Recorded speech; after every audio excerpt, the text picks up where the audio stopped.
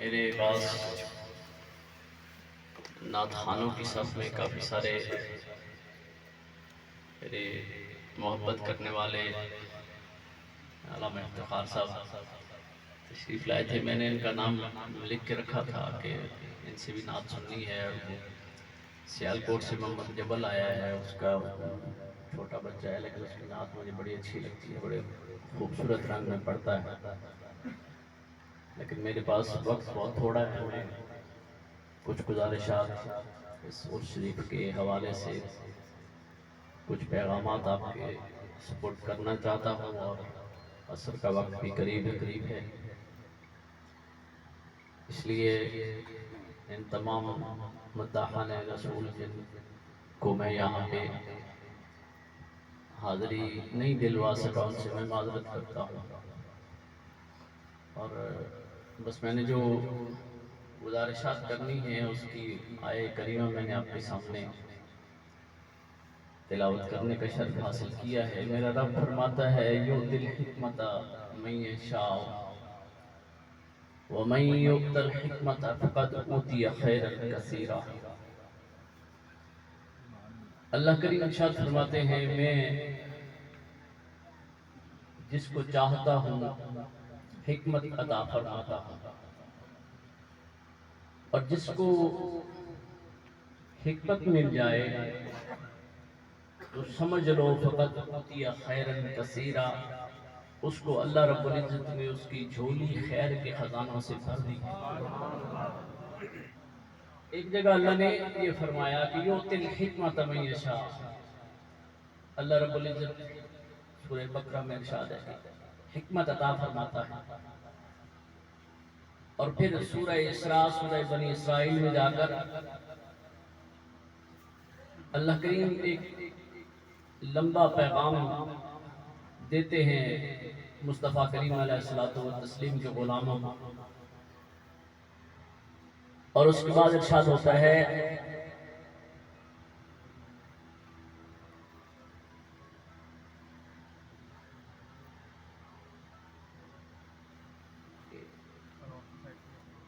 حکمت کے متعلق. اللہ پھر ارشاد فرماتے ہیں ذالک مما اوحی الیک ربک من الحکمہ. یہ وہ حکمت کی چند باتیں ہیں جو میں نے آپ کو بتائی ہیں.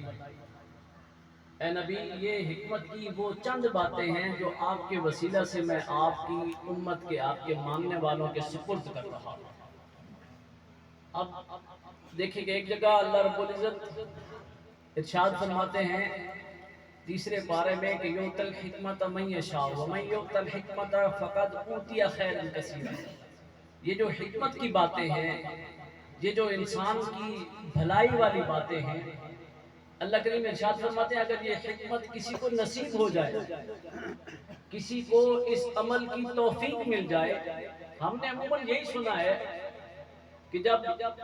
مفسرین کرام، علماء کرام حکمت کی تشریح کرتے ہیں تو ہم نے ان کی زبانی یہی سنا کہ یہ علم لدنی کی بات ہے، یہ اللہ رب العزت کی خاص عطا کی بات ہے. لیکن قرآن کو جب ہم پڑھتے ہیں تو اللہ رب العزت سورہ بنی اسرائیل میں، سورہ اسراء میں اعلان فرما رہے ہیں وَقَضَىٰ رَبُّكَ أَلَّا تَعْبُدُوا إِلَّا إِيَّاهُ وَبِالْوَالِدَيْنِ إِحْسَانًا إِمَّا يَبْلُغَنَّ عِندَكَ الْكِبَرَ أَحَدُهُمَا أَوْ كِلَاهُمَا فَلَا تَقُل لَّهُمَا أُفٍّ وَلَا تَنْهَرْهُمَا وَقُل لَّهُمَا قَوْلًا كَرِيمًا واخفض لهما جناح الذل من الرحمة وقل لهما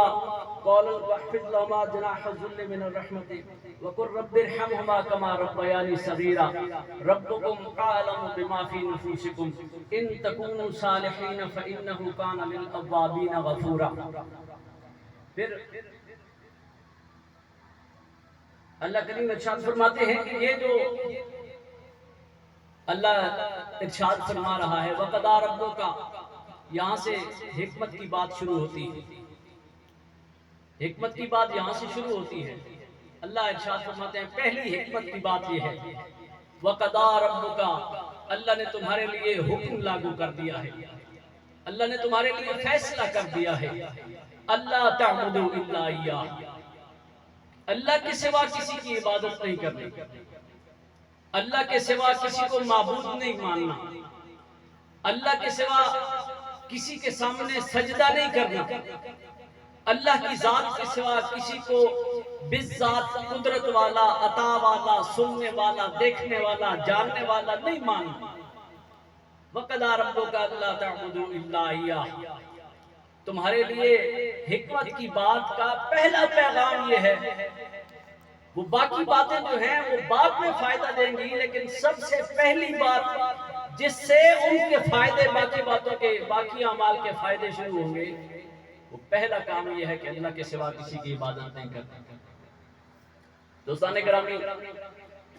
ہم جو اولیاء اللہ کے ماننے والے ہیں، ہم جو رسول اللہ صلی اللہ علیہ وسلم کے وسیلے کے قائل ہیں، میں نے رات بھی اس بات پہ گفتگو کی کہ ہمیں جو صحیح عقیدہ اہل سنت ہمارے سلف صالحین سے، ہمارے علماء سے پہنچا ہے، ہمیں اس کے مطابق اپنی زندگی کو ڈھالنا بھی چاہیے اور اس عقیدے کو سمجھنا بھی چاہیے۔ اور ہم پر یہی اعتراض ہوتا ہے کہ یہ لوگ اولیاء سے مانگتے ہیں، انبیاء سے مانگتے ہیں، خدا سے نہیں مانگتے۔ دوستان گرامی، ہمارے علماء نے یہی لکھا ہے، علامہ شرف قادری صاحب رحمۃ اللہ تعالی علیہ، عبدالحکیم شرف قادری صاحب عقائد اہل سنت پہ کتاب لکھتے ہیں، اور اس میں وہ بیان فرماتے ہیں کہ ہمارا عقیدہ یہ ہے کہ انسان جب مانگے، دعا کرے تو صرف اللہ رب العزت کی ذات سے دعا کرے،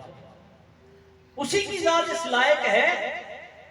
کہ اس کے حضور گڑ گڑا کے دعا کی جائے، اسی کی ذات اس لائق ہے کہ اس سے مانگا جائے، وہی اس بات کا حق رکھتا ہے کہ اس کے سامنے جھولی پھیلائی جائے۔ ہاں، اولیاء اللہ کا جو ہم وسیلہ دیتے ہیں، رسول اللہ صلی اللہ علیہ وسلم نے جو انبیاء کا، اپنی ذات کا، نیک لوگوں کا وسیلہ پکڑنے کی سنت ہمیں سکھائی ہے، اس کا طریقہ کار یہی ہے۔ اولیاء کرام نے، ہمارے مشائخ نے ہمیں یہ دکھایا ہے کہ جب اللہ کی بارگاہ میں حاضر ہونے لگو تو اپنے مرشد کا، اپنے پیر کا، رسول اللہ صلی اللہ علیہ وسلم کا، کسی بھی عظیم ہستی کا وسیلہ پکڑ کر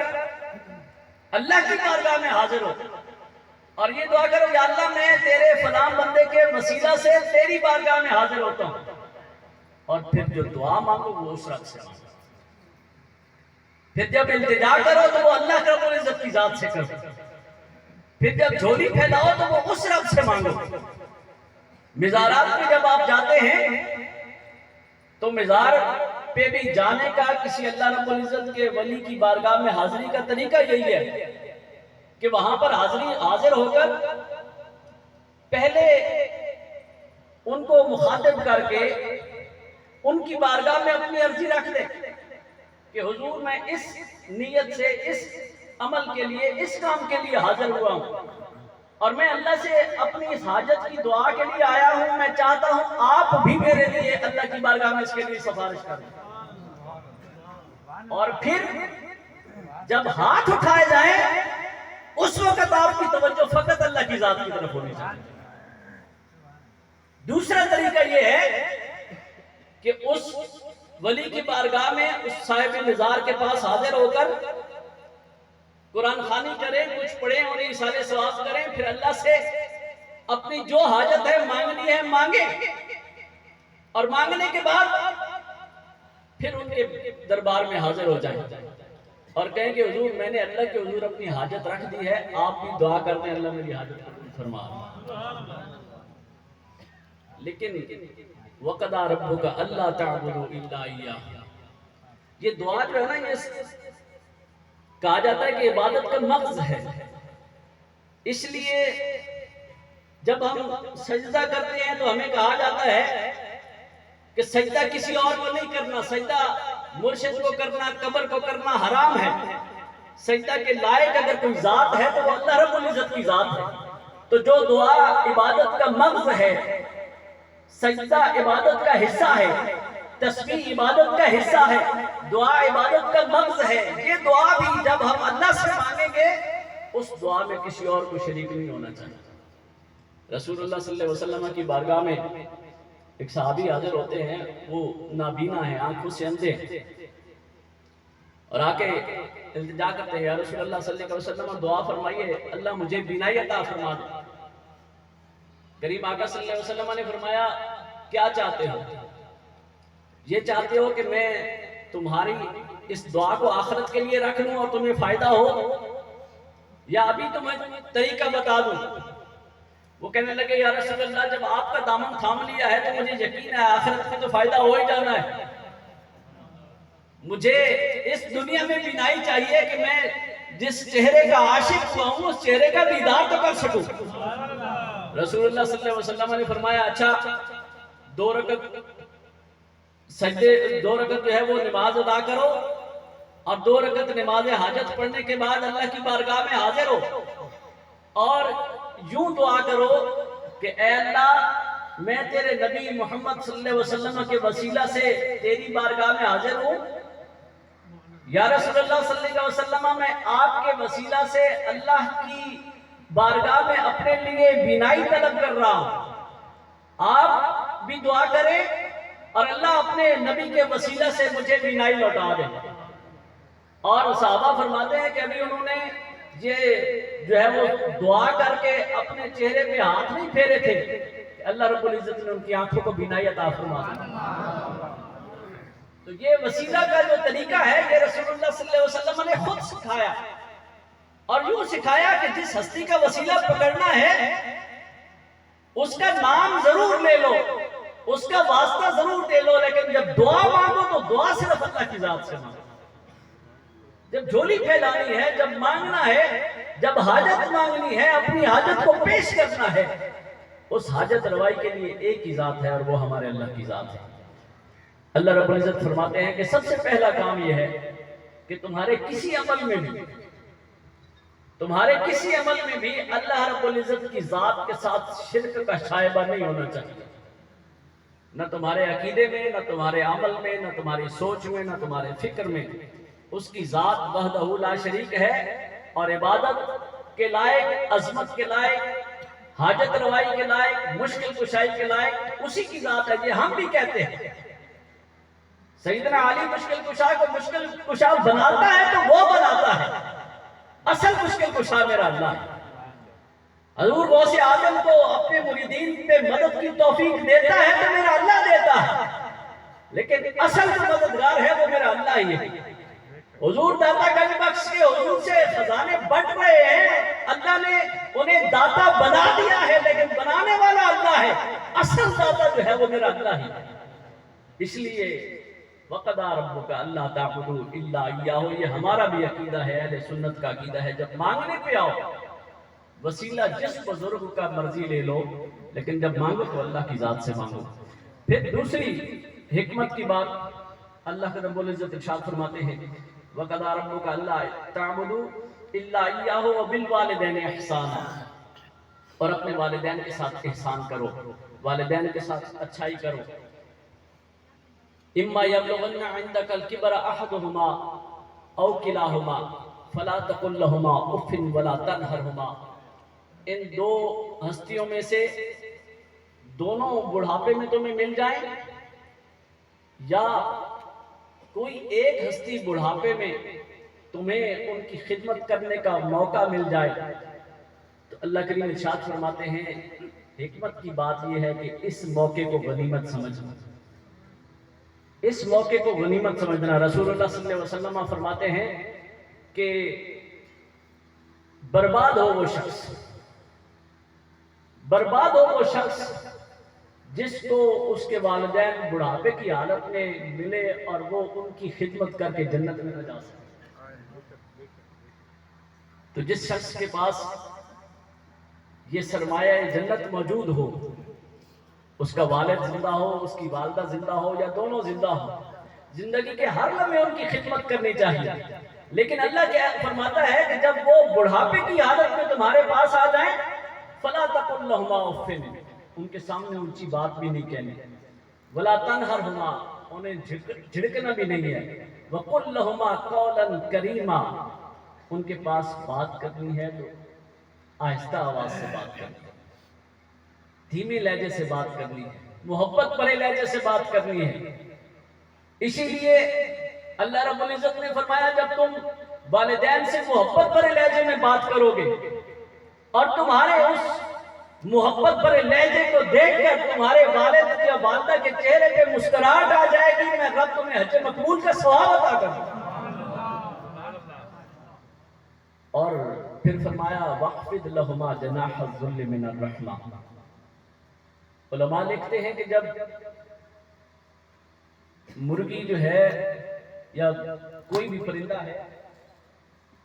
اس کے جب بچوں کو خطرہ ہوتا ہے یا کہیں آس پاس سے انہیں کوئی خطرہ ہوتا ہے یا انہیں آرام کی خواہش ہوتی ہے, تو وہ دوڑتے ہیں اپنی ماں کی طرف. اور ہم دیکھتے ہیں کہ ماں اپنے پر پھیلاتی ہے اور بچے ان پروں کے نیچے آ کر ماں کے سینے سے لپٹ جاتے ہیں, اور ماں جو ہے وہ اوپر اپنے پروں کا سایہ دے کر ان بچوں کو اپنے سینے سے لگا لیتی ہے.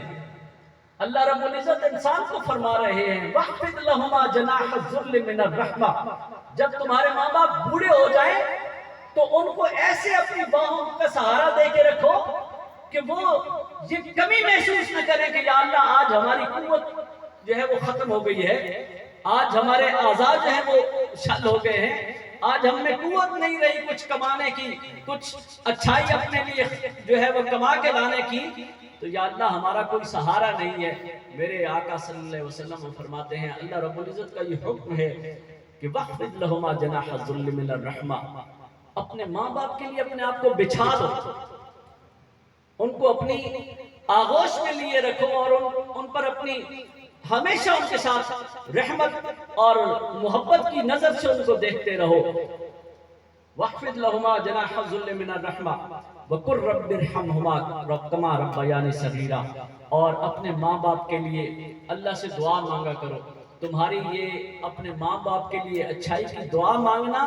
یہ بھی حکمت ہے, اور اس میں حکمت یہ ہے کہ جب تم اپنے ماں باپ کے لیے اچھائی اور بہتری کی اللہ سے دعا مانگو گے, اللہ وہ بہتری تمہارے نصیب میں اور تمہاری اولاد کے نصیب میں لکھے. پھر فرمایا ربکم اعلم بما فی نفوسکم,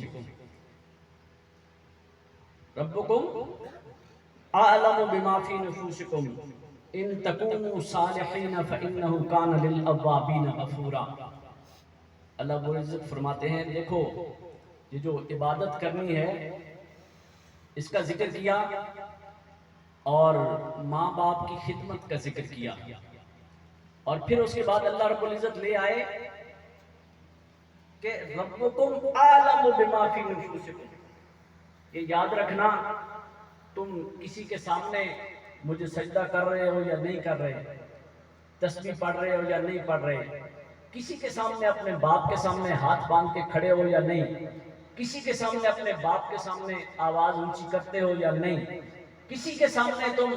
اپنی ماں کے جو ہے وہ پاؤں کے نیچے ہاتھ رکھ کے بھی بیٹھے ہو یا نہیں بیٹھے, مجھے اس سے غرض نہیں ہے. ربکم اعلم بما فی نفوسکم, یہ یاد رکھنا میں تمہارے دلوں پہ نظر رکھتا ہوں, میں تمہارے دلوں پہ نظر رکھتا ہوں, اور جو اعمال کا انحصار ہوگا وہ تمہاری نیت پہ ہوگا. جب تم نیت سے, خوش دلی سے, محبت سے میرے حکم کو مانتے ہوئے اپنی ماں کے قدموں کے نیچے ہاتھ رکھو گے, میں تمہاری اپنی جنت کے دروازے تمہارے لیے کھول دوں. ان تکونوا صالحین, اگر تم نیک ہو گئے, اگر تم نے اچھے اعمال کیے, فَإِنَّهُ كَانَ لِلْأَوَّابِينَ غَفُورًا, بے شک میرا اللہ توبہ کرنے والوں کے گناہوں کو معاف کرنے والا ہے. پھر فرمایا اللہ نے اگلی حکمت کی بات کیا ہے, وَآتِ ذَا الْقُرْبَىٰ حَقَّهُ وَالْمِسْكِينَ وَابْنَ السَّبِيلِ وَلَا تُبَذِّرْ تَبْذِيرًا. اللہ ارشاد فرماتے ہیں وَآتِ ذَا الْقُرْبَىٰ حَقَّهُ, اپنے رشتہ دار کو اس کا حق دو. میں نے یہ آیات, یہ مضمون لمبا ہے, میرے پاس وقت تھوڑا ہے,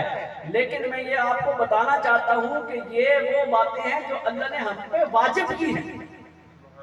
وَقَضَىٰ رَبُّكَ سے اس حکم کا جو ہے وہ ابتدا ہو رہی ہے.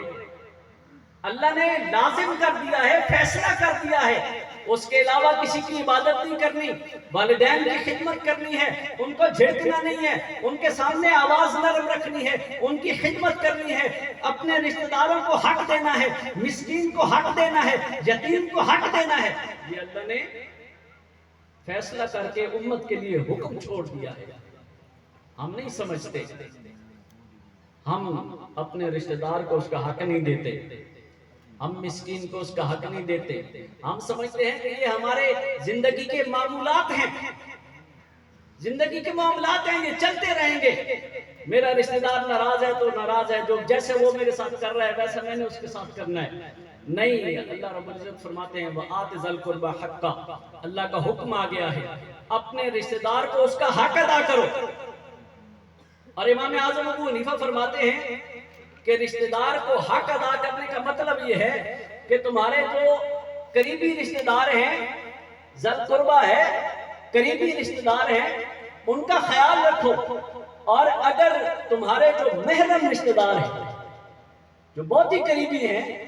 ان میں سے امام اعظم ابو حنیفہ فرماتے ہیں کہ اللہ کے اس حکم کے مطابق اگر انسان کا کوئی محرم رشتہ دار غریب ہے، مسکین ہے، تو جیسے ماں باپ پہ پیسہ خرچ کرنا انسان پہ واجب ہے، ایسے ہی اس قریبی رشتہ دار پہ پیسہ خرچ کرنا اس پہ واجب ہے۔ یہ سنت یا مستحب نہیں رہے گا۔ اپنے قریبی رشتہ دار پہ امام اعظم فرماتے ہیں اگر وہ مستحق ہے تو آپ کا اس کا بھی خرچہ اٹھانا آپ پہ واجب ہے۔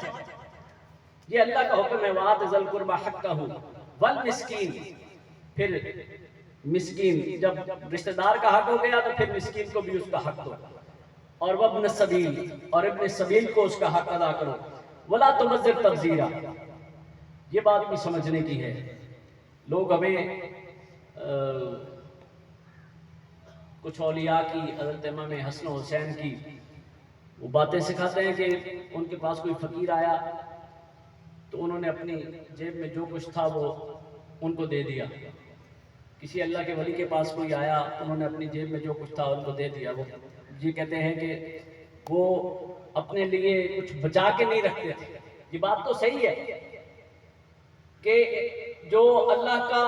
نیک بندہ ہوتا ہے اسے اللہ کے رازق ہونے پہ یقین ہوتا ہے، اسے اللہ کے رازق ہونے پہ یقین ہوتا ہے، اس کو یہ یقین ہوتا ہے کہ جس اللہ نے میری جتنی زندگی لکھ دی ہے اور اس جتنی زندگی میں میرا جتنا رزق لکھ دیا ہے وہ مجھے نصیب ہو کے رہنا ہے۔ اس لیے آج اگر میں اپنی جیب خالی کر رہا ہوں، کل میرے پاس پھر سے خزانہ اللہ کا آ جائے گا جس کو میں اپنے پر اور اپنے اہل و عیال پہ خرچ کر سکوں گا۔ لیکن اللہ قرآن میں کیا ارشاد فرماتے ہیں وَلَا تُبَذِّرْ تَبْذِيرًا۔ اللہ کا حکم یہ ہے، حکمت کی بات یہ ہے کہ فضول خرچی نہ کرو بلکہ میانہ روی سے خرچ کرو، اپنے لیے بھی بچا کے رکھو، اپنی اولاد پہ بھی خرچ کرو، اپنے بال بیوی بچوں پہ بھی خرچ کرو، اپنے رشتہ داروں کو بھی دو، ان سارے لوگوں کا حق ادا کرو۔ لیکن یہ نہیں ہے کہ تمہیں کوئی جو ہے نا وہ تم پہ تنقید کرے کہ تمہارا فلاں رشتہ دار جو ہے وہ تو اس حالت میں ہے اور تم اس حال میں ہو اور تم اس کو دے نہیں رہے۔ اگر تم اپنی استطاعت کے مطابق اس پہ خرچ کر رہے ہو، اپنی توفیق کے مطابق اس کو دے رہے ہو، تو اللہ یہ نہیں کہتا کہ تم اپنا سارا گھر اٹھا کر اس کے حوالے کر دو۔ نہیں، جو اللہ نے تمہیں رزق کا خزانہ دیا ہے اس میں سے اس کی آسائش کے لیے اس پہ خرچ کرو، لیکن اپنے لیے بھی، اپنی اولاد کے لیے بھی رزق سنبھال کے رکھو۔ وَلَا تُبَذِّرْ تَبْذِيرًا۔ پھر فرمایا اِنَّ الْمُبَذِّرِينَ كَانُوا إِخْوَانَ الشَّيَاطِينِ۔ جو لوگ فضول خرچ ہیں، غیر جگہ پر، غیر مناسب جگہ پر مال خرچ کرنے والے ہیں، وہ شیطان کے دوست ہیں۔ وَكَانَ الشَّيْطَانُ لِرَبِّهِ كَفُورًا۔ اور شیطان جو ہے وہ تو اللہ سے کی نافرمانی کرنے والا ہے۔ پھر فرمایا وَإِمَّا تُعْرِضَنَّ عَنْهُمُ ابْتِغَاءَ رَحْمَةٍ مِّن رَّبِّكَ۔ اگر تمہارے پاس کوئی مسکین آ جاتا ہے، اگر تمہارے پاس کوئی ابن سبیل آتا ہے، راستے میں چلتا مسافر آتا ہے اور کہتا ہے کہ بھائی میرے پیسے گم ہو گئے، آج کل ایسا معاملہ چلتا ہے، لوگ مانگتے بھی اس طریقے سے ہیں اور بندہ پریشان ہو جاتا ہے کہ میں اب اس کو دوں کہ نہ دوں۔ گاڑی میں بچے بیٹھے ہوئے ہیں، بندہ آ جاتا ہے کہ نہیں میری جیب کٹ گئی ہے، میرا پیسے گھر رہ گئے ہیں، میرے پاس 7 بیوی بچے ہیں، پیٹرول کے پیسے نہیں ہیں، آپ نے مجھے دے دیں۔ اب قرآن کا حکم یہ ہے کہ ابن سبیل کو اس کا حق دو۔ بندہ پریشان ہو جاتا ہے کہ یہ میرے ساتھ فراڈ کرنے والا ہے یا واقعی یہ حقدار ہے اور مجھے اس کو دینا چاہیے۔ تو اللہ کریم ارشاد فرماتے ہیں وَإِمَّا تُعْرِضَنَّ عَنْهُمُ ابْتِغَاءَ رَحْمَةً مِّن رَّبِّكَ، یہ بھی طریقہ ہے، ضروری نہیں ہے کہ تم سے جو مانگ رہا ہے اس کو دینا ہی دینا ہے۔ اگر تمہاری جیب میں اتنا نہیں ہے، اگر تمہاری جیب میں اتنا پیسے نہیں ہے کہ تم اپنا خرچہ بچا کے اس کو دے سکو، یا یہ کہ تمہارا دل مطمئن نہیں ہو رہا، تو اللہ کریم ارشاد فرماتے ہیں اس کو جھڑکو نہیں، اس کا مذاق نہ اڑاؤ، اس کو سخت بات نہ کرو۔ اگر اس کو ردی کرنا ہے نا اس کے سوال کو، تو فَقُلْ لَهُمْ قَوْلًا مَيْسُورًا، اس کو اچھی بات کہہ کے اس کو جواب دے دو، نرم بات کہہ کے اس کو جواب دو، لیکن اس کا دل نہیں توڑنا، اس کو غلط بات نہیں کرنی، اس کا ٹھٹھا مذاق نہیں اڑانا۔ آپ سے جو بھی سائل ملتا ہے یا رشتہ دار ملتا ہے، وَلَا تَجْعَلْ يَدَكَ مَغْلُولَةً إِلَىٰ عُنُقِكَ وَلَا تَبْسُطْهَا كُلَّ الْبَسْطِ فَتَقْعُدَ مَلُومًا مَحْسُورًا۔ اللہ ارشاد فرماتے ہیں کہ نہ اپنے ہاتھوں کو اپنی گردن کے ساتھ جوڑ لو، یعنی نہ بخیلی اختیار کرو، وَلَا تَبْسُطْهَا كُلَّ الْبَسْطِ، اور نہ بالکل فضول خرچ ہو جاؤ کہ جو کچھ جیب میں آئے اس کو اڑا کے رکھ دو۔ پھر فرمایا وَلَا تَقْتُلُوا أَوْلَادَكُمْ خَشْيَةَ إِمْلَاقٍ، اپنی اولاد کو جو ہے وہ مال کے ڈر سے، بھوک کے ڈر سے قتل نہ کرو۔ نحن نرزقهم وإياكم، ہم یہ ہیں جو تمہیں بھی کھلاتے ہیں اور تمہاری اولاد کو بھی کھلائیں گے۔ اور ان قتلہ کان خطأ کبیرہ ولا تقربوا الزنا انہ کان فاحشۃ وساء سبیلا، زنا کے قریب نہیں جانا، بدکاری نہیں کرنی، یہ اللہ رب العزت ارشاد فرماتے ہیں کہ سب سے بری برائی ہے۔ ولا تقتلوا النفس التي حرم اللہ الا بالحق، اور جو آزاد انسان ہے اس کو قتل نہ کرو، جس کا اللہ نے تم پر خون حرام کیا ہے۔ ہر انسان کا خون جو ہے وہ ناحق خون بہانا حرام ہے، تو فرمایا وَلَا تَقْتُلُوا النَّفْسَ الَّتِي حَرَّمَ اللَّهُ إِلَّا بِالْحَقِّ، جس کا خون بہانا حرام ہے اس کو ناحق قتل نہ کرو۔ وَمَنْ قُتِلَ مَظْلُومًا فَقَدْ جَعَلْنَا لِوَلِيِّهِ سُلْطَانًا، تو جس کو ظلماً قتل کر دیا گیا ہے، اللہ ارشاد فرماتے ہیں فَقَدْ جَعَلْنَا لِوَلِيِّهِ سُلْطَانًا، ہم نے اس کے لیے یہ قاعدہ بنا دیا ہے کہ اس کا قصاص رکھ دیا ہے، اس کے رشتہ دار، اس کے ورثاء اس کا قصاص لے سکتے ہیں۔ فَلَا يُسْرِفْ فِي الْقَتْلِ إِنَّهُ كَانَ مَنْصُورًا، اور اللہ نے ارشاد فرمایا میں تمہیں قصاص دینے کا حکم دے رہا ہوں، قصاص لینے کا، لیکن یہ نہ کرنا کہ قصاص لیتے ہوئے کسی کے ساتھ زیادتی ہو جائے اور تم کہو کہ نہیں ہم قتل تبھی معاف کریں گے جب ہمیں 2 کروڑ ملیں گے، 4 کروڑ ملیں گے، 10 کروڑ ملے گا۔ نہیں، جتنی اگلے کی ہمت ہو اس کو دیکھتے ہوئے اس پر احسان بھی کرنا اور خون بہا بھی لے لینا۔ پھر فرمایا وَلَا تَقْرَبُوا مَالَ الْيَتِيمِ إِلَّا بِالَّتِي هِيَ أَحْسَنُ حَتَّى يَبْلُغَ أَشُدَّهُ، یتیم کے مال کے قریب نہ جاؤ جہاں تک کہ وہ بالغ ہو جائے۔ وَأَوْفُوا بِالْعَهْدِ، اور اپنا وعدہ پورا کرو۔ إِنَّ الْعَهْدَ كَانَ مَسْئُولًا، بے شک جو وعدہ ہے، جو تمہاری زبان ہے، جو تم زبان کرتے ہو، اس کے متعلق قیامت میں تم سے پوچھا جائے گا۔ ہم اس معاملے میں بڑے جو ہیں وہ بے خوف ہیں، کسی بھی معاملے میں ہم زبان کر لیتے ہیں، کہنے کو کچھ کہہ دیتے ہیں، لیکن پھر اس زبان کی پاسداری کرنا ہم اپنا جو ہے وہ فرض نہیں سمجھتے۔ اور اللہ کریم ارشاد فرماتے ہیں کہ ان العہد کان مسئولا، جب جو تم اپنی زبان سے بات کہہ دو گے، وعدہ کر لو گے کسی کے ساتھ، میں قیامت کے دن تم سے پوچھوں گا کہ تم نے اپنا وعدہ وہ پورا کیوں نہیں کیا تھا۔ ہمارے علماء حضرات محفل کا ٹائم دے دیتے ہیں، جاتے نہیں ہیں، نعت خوان حضرات کہیں بلا لیے جاتے ہیں، پیسے لے لیتے ہیں، جاتے نہیں ہیں۔ تو یہ ساری باتیں وہ ہیں، ہم کسی سے جو ہے وہ کام کرانے کا، کسی کو قرض دینے کا، کسی سے قرض لینے کا، کسی کو چیز بیچنے کا جو ہے وہ وعدہ کر لیتے ہیں، اور پھر ہمیں کوئی اچھا گاہک ملتا ہے تو ہم اس سے جو ہے وہ اس کی بات سے مکر جاتے ہیں، ہم اس کو مال نہیں دیتے، ہم جو زیادہ پیسے دے رہا ہے اس کو دے دیتے ہیں۔ تو اللہ کریم ارشاد فرماتے ہیں ان العہد کان مسئولا، جو تم وعدہ کرو گے اپنی زبان سے بات کر لو گے، دنیا میں تم جو مرضی کر لو، لیکن قیامت کے لوگ دن میں تم سے سوال کروں گا کہ تم نے اپنا وعدہ کیوں نہیں پورا کیا۔ وہ اوف الکیل اذا کلتم وزنوا بالقسطاس المستقیم، اور جب پیمانہ رکھو، جب وزن کرنے لگو، وہ اوف الکیل، تو وزن پورا کرو، وزن بالقسطاس المستقیم، اور ترازو کو برابر رکھ کے وزن کرو، ذالک خیر و احسن تقویلا ولا تقف ما لیس لک بہ علم۔ اللہ رب العزت ارشاد فرماتے ہیں کہ جس چیز کا تمہیں علم نہیں ہے، جس چیز سے سروکار نہیں ہے، جس کام کی طلب نہیں ہے، اس کی طرف توجہ نہ رکھو، اس کی طرف نہ جاؤ۔ ان السمع والبصر والفؤاد کل اولئک کان عنہ مسئولا۔ یہ حکمت کی بات، جو آخری باتیں ہیں اللہ رب العزت اس آیت میں ارشاد فرما رہے ہیں، وَلَا تَقْفُ مَا لَيْسَ لَكَ بِهِ عِلْمٌ، جس سے کام سے تمہارا سروکار نہیں ہے اس پہ نہ پڑھو۔ میں پہلے بھی جو ہے وہ کئی مواقع پہ کہہ چکا ہوں کہ ہمارے پاس علم نہیں ہوتا، ہمارے پاس دین کی سمجھ نہیں ہوتی، لیکن ہم کسی بھی گلی محلے میں بیٹھے، کسی بھی سوشل میڈیا پہ بیٹھے، کوئی بھی شخص دین کے معاملے میں بات چھیڑتا ہے تو ہم فوراً جو ہے وہ اس کے جواب دینے اور اس کو دلائل دینے شروع کر دیتے ہیں، اور اس دلائل میں بعض اوقات ایسا ہوتا ہے کہ انسان خود جو ہے وہ ایمان سے ہٹ جاتا ہے۔ تو اللہ رب العزت ارشاد فرماتے ہیں وَلَا تَقْفُ مَا لَيْسَ لَكَ بِهِ عِلْمٌ، جس چیز کا تمہیں علم نہیں ہے اس پہ گفتگو نہ کرو، اس کی طرف نہ جاؤ۔ ان السمع والبصر والفؤاد، بے شک تمہاری کانوں کی بھی، تمہاری آنکھوں کی بھی، اور تمہارے دل میں جو بات آ رہی ہے، اس میں سے ہر چیز کا تم سے سوال ہوگا، ہر چیز کے متعلق اللہ سوال فرمائیں گے۔ وَلَا تَمْشِ فِي الْأَرْضِ مَرَحًا،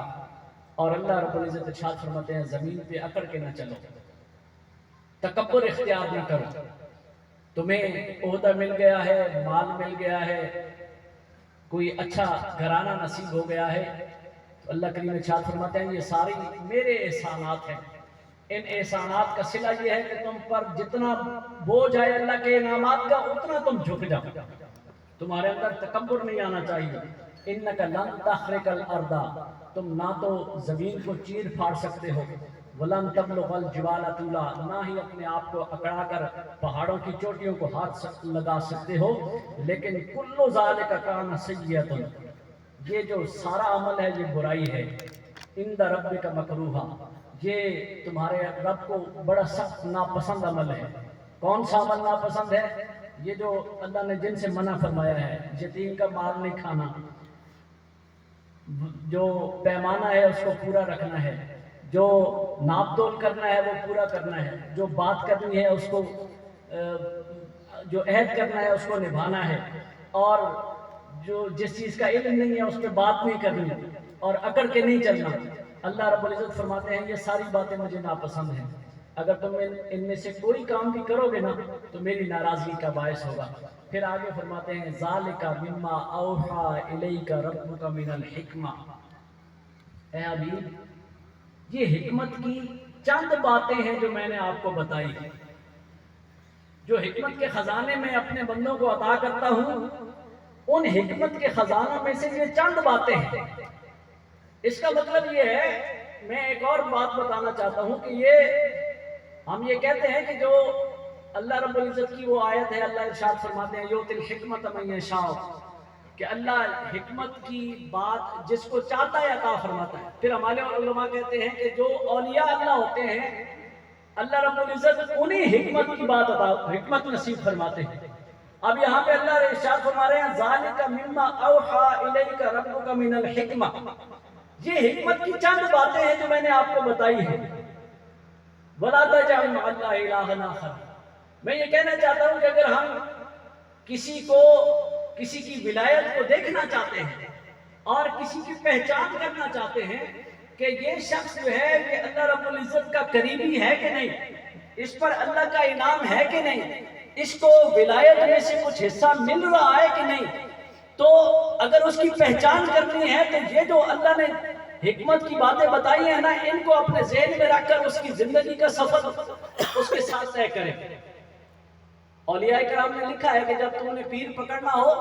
تو کچھ دن اس کے ساتھ گزارو، اس کے ساتھ رات دن کا سفر طے کرو، زندگی گزارو، دیکھو وہ کیسے جو ہے وہ زندگی گزار رہا ہے، اور اس میں دیکھنا کیا ہے؟ اس میں دیکھنا یہی ہے کہ وہ عبادت کیسے کرتا ہے،